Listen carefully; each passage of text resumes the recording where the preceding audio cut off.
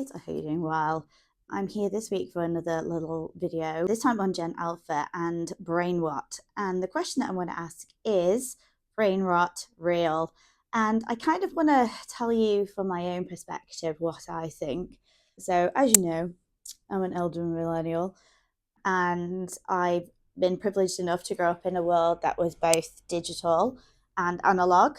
I remember analog world really well. I remember map reading. I remember telephones with cords. I remember the dial on those phones.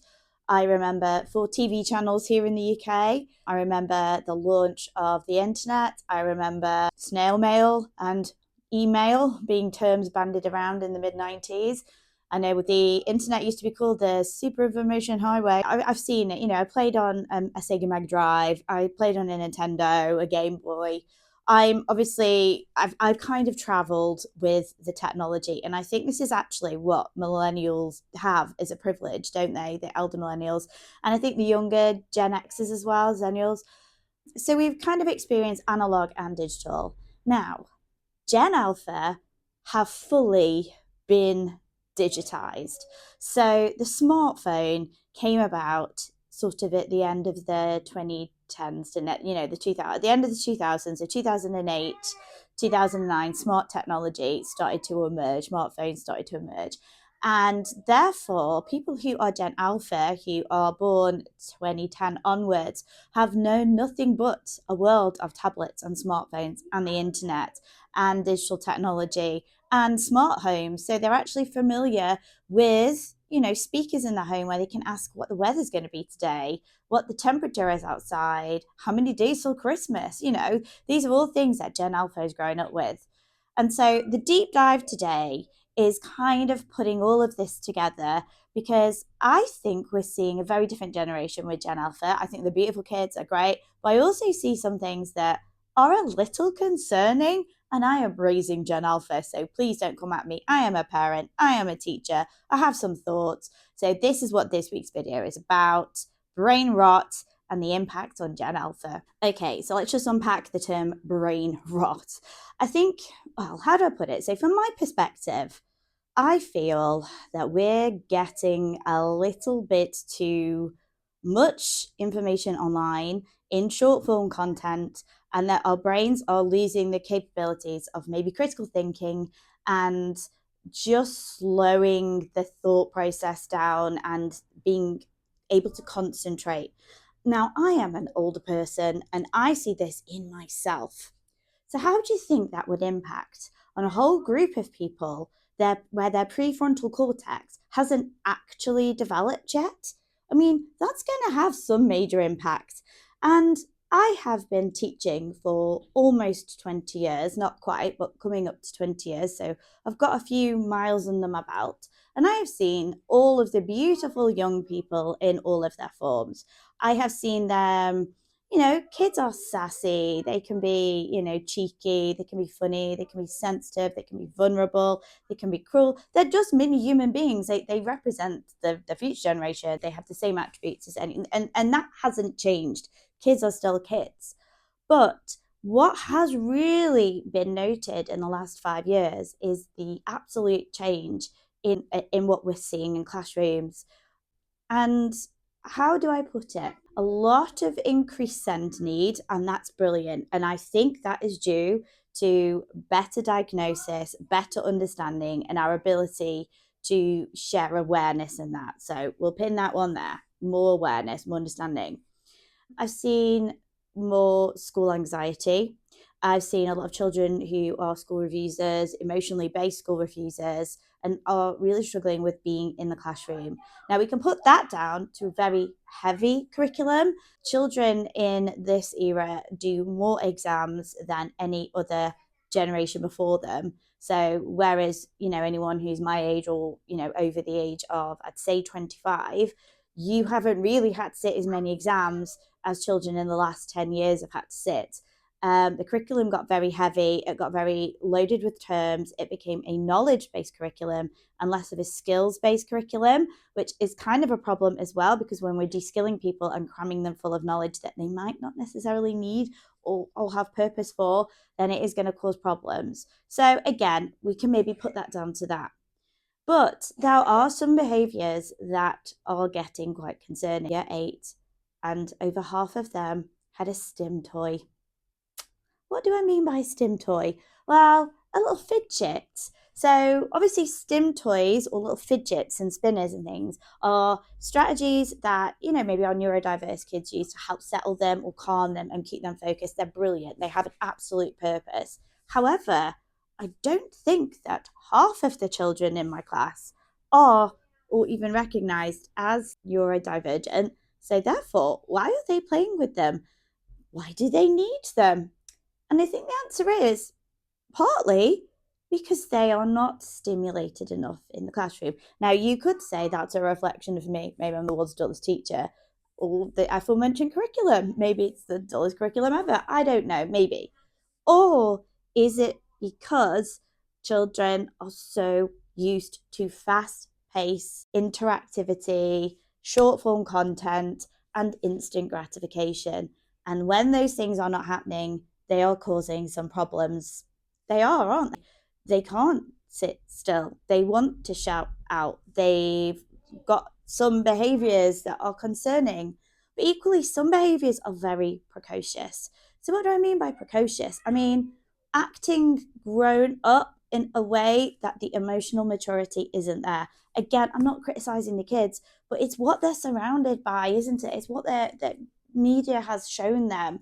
And they're going to be like every human being in every generation before them. They're going to take their social cues from the media that they consume, be that, in the 90s, reading magazines for teenagers, be that the arrival of, pirate radio stations in the 1960s. I mean, there's always going to be something, the rise of books in the Victorian era. There's always going to be a media form that kind of gives us our behaviors and our etiquettes and influences us. And obviously, this is what Gen Alpha have. But is it coming at a cost? So we're going to get into it. We're going to see, is this brain rot idea real? Are there some studies? Is there some data? Is there some evidence? Is it just poor parenting? Am I to blame here? Have I become too dependent on giving my children screens? But equally, they're growing up in a digital age where this stuff is at their disposal, and shouldn't they have it at their disposal?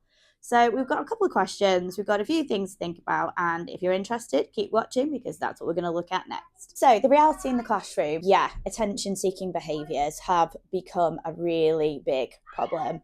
Shouting out, can't stay sat down, intensity of needing to resolve issues in the moment, failing to hear and having to have things repeated over and over again, which has always been a thing in the classroom.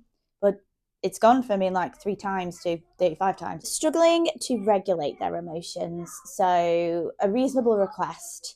And I phrase it as a reasonable request, like, can you stop talking? We focus, come on, sweetheart, let's get on with it. And then, like, just literally goes from being, rational, like, response to an irrational response, and we could say that's teenagers, that's hormones. But that isn't just what's happening in the world of high school. This is also happening in the world of much younger children in primary school. And I suppose you could argue that in the much younger age of primary school, this is because children, haven't got their cognitive behaviours sorted yet because, they're not in that stage of development. But actually, other children didn't have this issue 10 years ago. So concentration is a big thing that I've noticed. When I started teaching, they were sort of saying to us, you can get 20 to 25 minutes concentration out of a group before you need to kind of switch up, move it around. I would say 7 minutes has become that now. And, we are really working hard trying to make it a lot more engaging and doing lots of things that are more engaging. But as I've said, it's then making them skilled enough to be able to have a little bit more independence. And then lots of precocious adult behaviours, lots of bad influences, sharing behaviours that are quite inappropriate, noises that you don't think a 13-year-old should be using, but they are. And it's not great, and it's concerning because these are still children and they are learning and they are trying their best. And obviously, we can't impact on what goes on at home that much. That is down to the people at home to raise their children accordingly. But I don't think that there's a coincidence that there's a generation who've had screens since birth. My own children are here, so if anyone comes at me, my own children are here. are struggling with emotional dysregulation. Now, there's another intersecting thing here, so let's not just all blame the screens. There is some studies that say that it's the parenting has been too gentle and that we've removed boundaries. So we've all been about caring and nurturing as we should with our children and learning from the mistakes that previous generations have made, or maybe things that we perceived weren't great on our own upbringing. However, I was reading another study recently that was on about that actually children need boundaries to feel safe. And this is something that I've always bought into. You are going to sit in this eating plan. You are going to follow the times. You are going to go to bed at a certain time. Dinner time, we'll sit at the table together. There are some things that need to happen. And sometimes my children don't want these things to happen. No child likes bedtime, or at least my children don't. But we put them to bed because they need a certain amount of sleep and they need rules and they need to work alongside these rules because society is going to make them adhere to rules within it. If we don't instill these kind of habits for them in their childhood, they are going to struggle to integrate into the adult world. They are not going to find that easy step. They are going to expect a degree of care and attention as young adults that isn't available to them. And therefore, I would be setting my children up to fail if I don't have boundaries and I don't have clear rules and expectations. And this is replicated in schools. Enforce rules and behaviors to keep the children safe for each other and to keep the children safe in themselves. And for generations, I think a lot of parents have really bought into that. But now some parents seem to think we are tackling or challenging kids in ways that we shouldn't be. And, that's down to the parent, and maybe there are some good arguments here. But is that great? If your child can't do a detention because are they not doing the detention because you can't pick them up or bring them back from school? Or are they doing the detention, not doing the detention because you kind of don't believe that they deserve a reprimand or a sanction for their behaviour that wasn't appropriate? And if it's a second one, then that's concerning, because are you not encouraging your child to think that the world should always revolve to their own rules and that they can get away with certain behaviours? And there will come a point, really, that they will have this idea and this sense of entitlement that they think they can get away with things and therefore do something alarming that could get them into serious trouble. So, yeah, boundaries are important. Yes and no. And yes, I can see you would like that, but there is, gentle parenting doesn't have to be the absence of boundaries. It can be having conversations about we shouldn't be indulging children excessively and endlessly because we are not giving them the tools to help them to be rounded grown ups and the kind of people that we want to work with in the workplace, like the really well-rounded, well-adjusted people. That's what we want, guys. There's some stuff, isn't there? There's some things going on at the moment, and I'm probably not articulating myself very well, and I really don't want to offend anybody here, because feel free to put your opinion across and say you're absolutely wrong here. But this is my perspective. This is what I'm finding with my own children, my own children's friends, the children I'm encountering in my profession. And they're all lovely kids, as I've said, but you can kind of see that there needs to be, I don't know, something, a little change somewhere. And definitely, could this be due to too many screens, gentle parenting, heavy society? Who knows? Okay, so brain rot. Is this a myth? Is this moral panic? Is this an early warning? I don't know. We are in a world of variables, and we have seen a lot of rapid change in technology in the last 25 years, and this is obviously going to impact everybody differently. So, brain rot. I'll come back to that point again about immersing ourselves in too much short form content and making ourselves struggle to concentrate and focus and, not really get any depth. And I've kind of talked about this in a couple of videos over the last couple of years, weeks. We've been doing this since August, come on. So The Guardian came up with a brilliant piece asking us, is this actually all in our mind? And the surprising truth about brain rot. So I'm just going to refer to some statistics or some data here. So let's get to it. Scientists have actually looked at brain scans and large data sets, and they don't see clear evidence that screens are literally lowering IQ or permanently frying kids' brains. So that's positive. So there's no data, as in biological changes in the brain. So we like that. Some big studies with thousands of children have found no obvious, that's the key word there, obvious, damage to brain connectivity or well-being just from having screens around. So actually, it's not the screens themselves. And there are a couple of other things in studies that I've heard say that it's not the screens or being on the screen. We've been on screens for a while when you think about it. TV, cinema, computer screens, it's not the screen. Screens have actually been around for a while. So what is it? We'll come back to that in a minute. So the big scary headline, however, is that phones are destroying your child's brain. So scientifically, it's a bit shaky. So why are the phones destroying the child's brain? Now, this is where it comes down to what it is they're consuming. It's the consumption of the phone. So what are your children allowed to access on their screens? If it's just CBeebies, that's a glorified television, isn't it? But if they are on YouTube, free reign, watching videos on an algorithm that are quite extreme and maybe promote behaviors that aren't ideal, when their brains haven't got the ability to kind of think critically or logically about things, because they're still quite plastic and developing, then that's the actual problem. So the same article actually points out some uncomfortable young people with good internet access often report higher well-being, so actually more connection and more support and more chances to find their people. Now, I'm sat here filming this video and my little son is next door. He's actually on Roblox.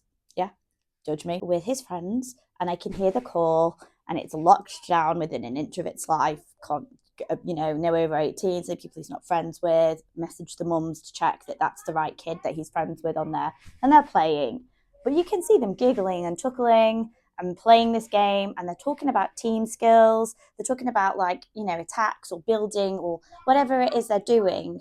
And actually, for me, my son, who was a little non-verbal at one point because he was a COVID child and was sort of 2 when COVID hit, and it was 6 months of not really speaking to that many people, this really is brilliant for him. We can hear him talking, we can hear him engaging, we can supervise it. And yes, I'm not saying that it's, as I said, it's not all bad. And I'm sorry if you're here for a video that's going to be like, it's doom, it's gloom. But I'm going to talk about what exactly is the pure evil. We know this. We use tech. I'm using tech right now to talk to you. Hi, guys. But, and this is the big but, that doesn't mean everything is fine. And that doesn't mean that everything is safe. It just means we have to get more specific about what the problems are on the screens and what exactly is it that we should be protecting our young people from and what sort of content is concerning. Okay, so short form video and links to the can't focus problem that I said that I've seen anecdotally in my experience. So it's actually NBC News recently covered research into so-called brain rot from short form video. So we're talking TikToks, Instagram Reels, YouTube Shorts. That's our short form content here.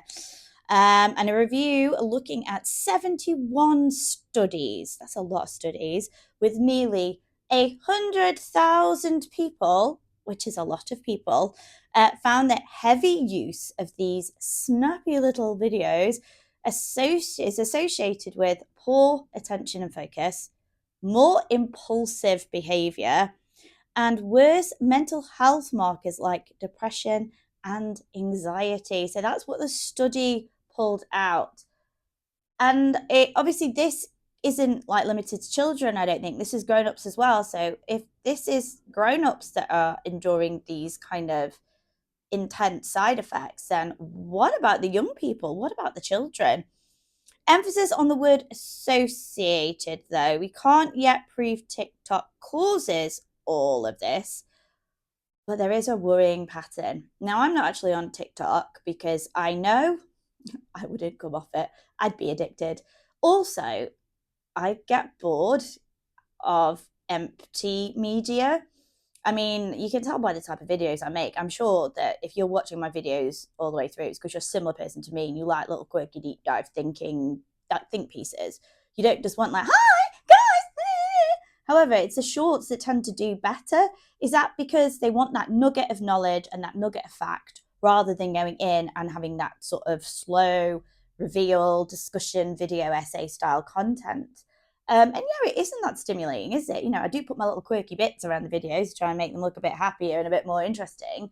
Well, actually, we're very much dependent on me having gone off and done some research and delivering the content to you and you choosing to engage with it and whether it's something that you can get on board with. And there's nothing wrong with that. And that's quite healthy, actually. That, that isn't anything wrong with that. In fact, I still like watching a good old documentary because that's the type of person I am. But would we say that young people can do this? Because the other day, going back to my classroom experience, I was watching a video which was the history of British language in 10 minutes. It's a little animated video from a university, and it's got little cartoons and jokes. And I've shown it for a few years because it isn't the most recent, but it's been around for a while. And loads of children have watched it and really engaged with it. And the group I was teaching the other day could not get through it. I had to stop it so often it's a 10-minute long video and they could not maintain that concentration. And I was thinking, oh my goodness. And obviously this was kind of the inspiration for this video. Is it because they're so used to 30-second snippets, 3 minutes at the most, and they can't hack it after that? They're sort of itching to get on to the next bit of content. So this NBC study did say that there is a bit of an impact here. So contrary to what we've just had from the Guardian one, equally though the Guardian one is a little older, the data from that. So the TikTok and this NBC study is more recent, as in this last 2 weeks, I think. So again, yeah, maybe it's just that we're now really starting to see the effects of this. So now we come to early smartphones, depression, and obesity. Ooh, that does not sound like a healthy combination, and it isn't. And it's a tricky one. Today, you often hear conversations like, when do you give your child a smartphone? And a lot of the people that I'm in circulation with have been, year 6 of primary school, which is when they're likely to be able to start walking to and from school on their own and preparing them for high school. And most children, as far as I'm aware, have a smartphone. In fact, I think there's 93% of young people in year 7 have a smartphone. I think there is a statistic, but I will check on that. So that's, and that's in the UK. It might be different. I do know there's an American group that wants to hold back and, no phones until I think it's grade 9. And I think that is when Americans are 14 or 15. So, I'm not sure what the culture is where you're watching this from, but generally, as a parent at the moment, year 6 seems to be the common age. Some get them younger. I do have kids at school like, my 5-year-old sister just had a smartphone. And I'm like, 5? But then again, giving them a tablet isn't that different, is it? So again, it's an interesting one. And the smartphones themselves aren't the problem. I think that's what I want to address in the video. I don't think it's having a smartphone in terms of the screen, like we said. It's actually what it enables them to do in not giving them the tools to be able to be safe with this microcomputer with everything on it. So getting back to this study, so it's actually a pediatric study, or in pediatrics. It was a pediatrics paper in America, and it got picked up by People magazine. And it says children who are given a smartphone before age 12 have higher risk of obesity and depression. So, and it wasn't, again, a tiny study. This wasn't like a small group of people. This was 10,000 young people in the Adolescent Brain Cognitive Development Project. So we are talking teens, aren't we, here? And they found that kids who had their own smartphone before age 12 were, by adolescence, more likely to show signs of depression, which is just heartbreaking, actually. More likely to be obese. That's not nice. It's a kid should be running around feral and burning off the energy. And more likely to have insufficient sleep. And I do think, there's a lot of kids stay up late gaming. They tell me, I think go bed late, I was getting up, or wake up early and they're gaming. That's not great. And the earlier they get the phone, the higher these risks climbed. So if you have given your child, a phone early, well, we didn't know about this study, but it doesn't mean it's too late. And I'm not sure whether I'm going to make this a second part to the video, but I have planned for some strategies, some things we can do as adults in charge of children that we can help. And there's a threefold strategy: what goes on at home, what we can expect from school, and maybe what society can do. So I will get into that a bit later on in the video, or I might make a part 2 because this could be a bit of a beast. Really got into deep dive with this. So yeah, it's correlation, not causation, okay? So it's not always the cause. There are so many other factors here. Context, a home with trauma or abuse is also going to exacerbate that. And a phone might be the escape form. Other lifestyle choices, like, your children aren't doing exercises or hobby, parents might, not be encouraging, sport or pursuits like that. I mean, there are going to be variables. There really are. And, families are stressed. Raising kids in this day and age is really hard. And I don't mean it's any harder than in generation before. It's put the pressure on parents and adults raising children is incredibly, it's exhausting. And the modern life itself, with or without children, I think we all find that can be a bit, distressing. So we can kind of see how all of this intersects. And the researchers are very clear about that. But if you're a parent or a teacher looking for your 9-year-old screen habits, it's not exactly comforting reading, isn't it? So where are we up to? Where am I up to in my thinking here? Because I feel like I might have gone off. But for me, we can't limit children's technology. Gen Alpha need to have access to it because that's the way the world functions. They've got a Google Home, an Alexa, Apple device. They've got a variety of devices. But we need to teach them how to engage with them in a safer way. Don't let your kid have the phone up in the bedroom at 11 o'clock at night. Make sure it's charging downstairs. Give them that screen time away. These are the things I think that we need to be thinking about. Have conversations, put rules in place, check have transparency. I mean, you still have to parent your kid. The phone isn't parenting your child. This is down to you, isn't it, to some extent? We have to be able to be the responsible grown-ups here. And look at your own habits on the phone, which, we can all be bad at. We can all have a little, doom scrolls. So, yeah, I think we need to be a little bit more aware here. Maybe this is what the study is saying to me. I think this is brilliant. And Australia have introduced a no social media for under 16s.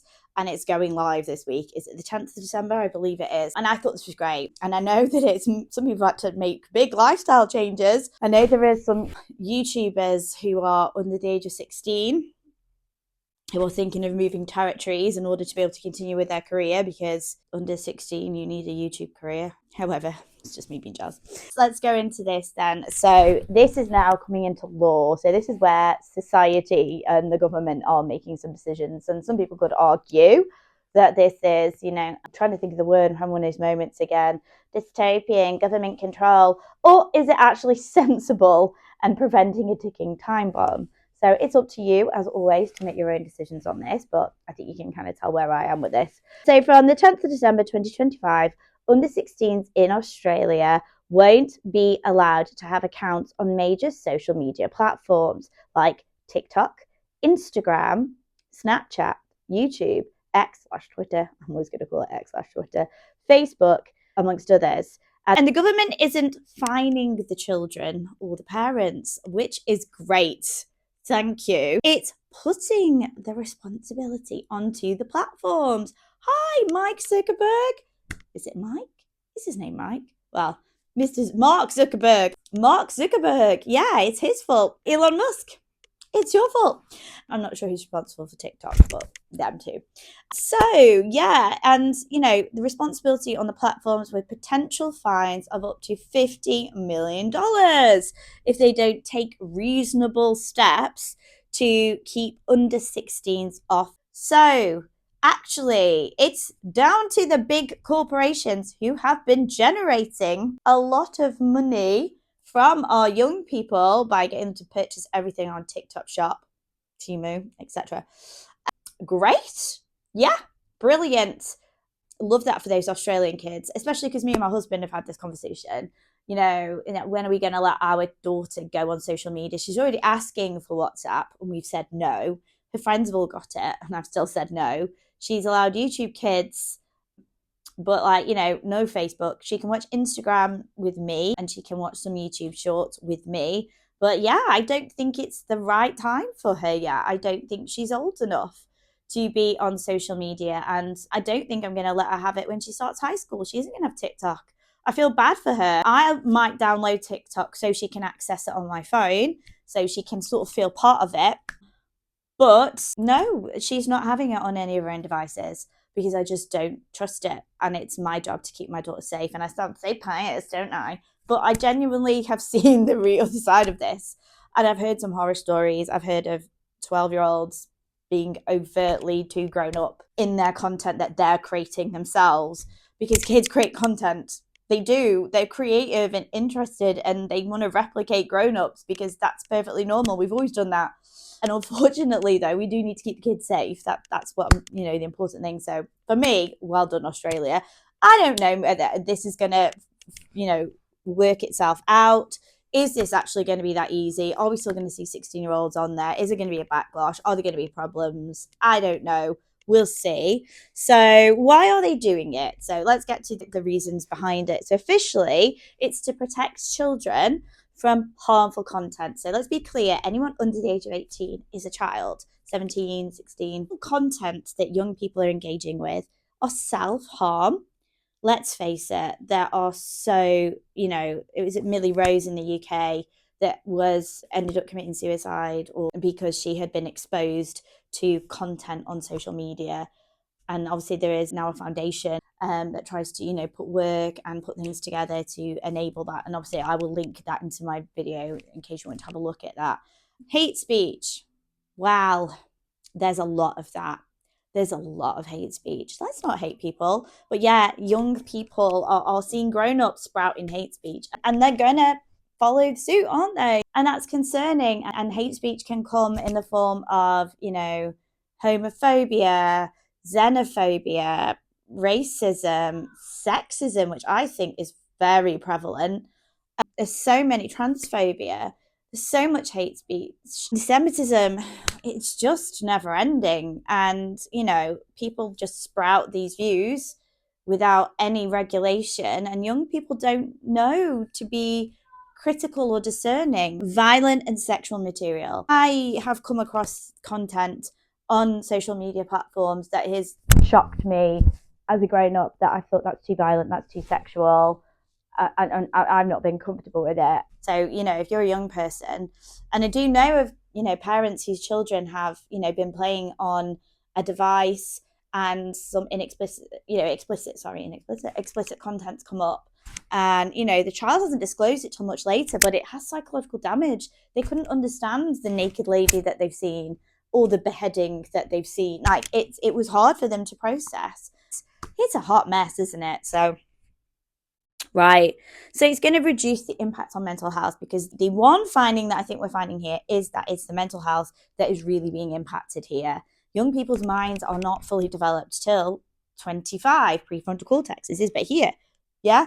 And even then, they're saying that we're still in sort of a stage of childhood till our kind of early 30s. Right. So in other words, a whole country has basically gone, we're not convinced these apps are safe in the hands of a 13-year-old at 2 a.m. in the morning. And I happen to agree. No, nobody should be up at 2 a.m. on the doom scrolling apps. I shouldn't be doing that. I should be able to regulate myself.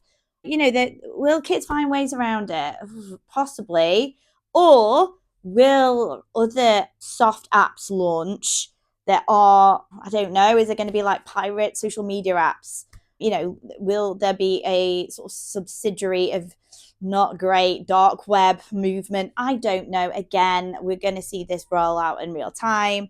But, there might be consequences to this. And there are already reports of teens rushing to smaller, less regulated apps that aren't on the banned list yet. So that's from The Guardian. It shows that the government is taking responsibility and that it cares about its citizens and it cares about its young people. So for me, I really hope that maybe it goes well and that we see this rolled out maybe here in the UK. I mean, for me, that would be great. But again, feel free to share your thoughts. Is it dystopian? Is it unrealistic? I'm going to kind of conclude, and this is going to become a two-parter because, quite frankly, it's a long one. So the second part of this video is going to be strategies to help us to navigate the world of screens and concentration and brain rot and mental health and all of the things. So that's what we're going to look at in the next part of this video. But so was my teacher gut instinct right here? So from all of this evidence, all of these reports, all of this data, yeah, I think Gen Alpha are growing up in an era of heightened social media problems. I believe that the internet is both a gift and a curse and is giving as much as it is taking. I do believe that we shouldn't reduce Gen Alpha's accessibility, that they're going to be utilizing this technology and they're going to be like paving the way. However, I also think that parents and governments need to do a lot more, and industry like Meta, big companies, to do a lot to support and ensure that mental health and children who are vulnerable are not like at risk on the screens, social media, the apps, the various things. So science tells us that no, perhaps we shouldn't be worried about the technology itself, but we need to create some kind of safe space for our children to be on the internet or screens or social media and be allowed to thrive there and get the positives, because there are positives, aren't there? But what we don't want is the content that is dangerous, the self-harm, the hate speech, the over-sexualized content, the extreme thought. Some of these things aren't good. The mass consumption by do. There are some things that we are seeing, and there are examples of dangerous behaviors as a result of being on the internet. So we certainly know that heavy use is to be limited and that content should be policed to some extent, just like it would be on TV. We don't show murders and explicitly sexual content on, kids' television. Nickelodeon isn't showing that, is it? So yeah, it's important, and yeah, maybe reducing the short form content, making your kids sit and watch a film for a long time and having a discussion afterwards, making them sit down and read a book, just to give them a break and diversifying their media consumption, because both a film and a book are forms of media, guys. They're just not digital media. And yeah, we can see that especially fast paced short form video and late night scrolling is repeatedly linked to worse attention, worse sleep, more depression, and more anxiety, and will have effects on physical health.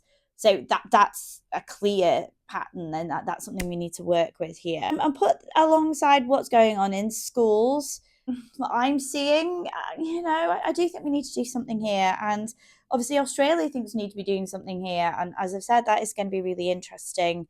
So, no, I don't think screens are bad. We shouldn't call it a day. We shouldn't refuse or outright deny it, but we should limit it. Children need to be engaged in the real world. And it's interesting, when I'm doing duty on my duty day, I go and do it in the school canteen. And before the bell goes, children have access to their phones.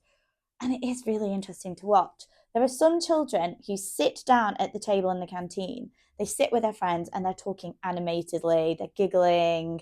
They might be plaiting each other's hair if they're, got hair that's long. They might be, putting lip gloss on. They might be playing cards. There are some kids that are doing old school things that you'd expect teenagers to do. But then there are also some kids who sit in there and they are sat in a group of 4 or 5 and they're all on their phones. And I have stood there and felt really sad when I see that, because they're your friends, they're real people. Nothing in that phone is going on that's going to beat real life exchanges with other human beings. And yeah, it is a bit sad. So that's been my deep dive. Is brain rot ruining young people? Maybe. And maybe we've had too much internet. And this has been a very long, waffly video. So if you've stuck with me, thank you so much, guys. You are ace and I love you the best. Yay.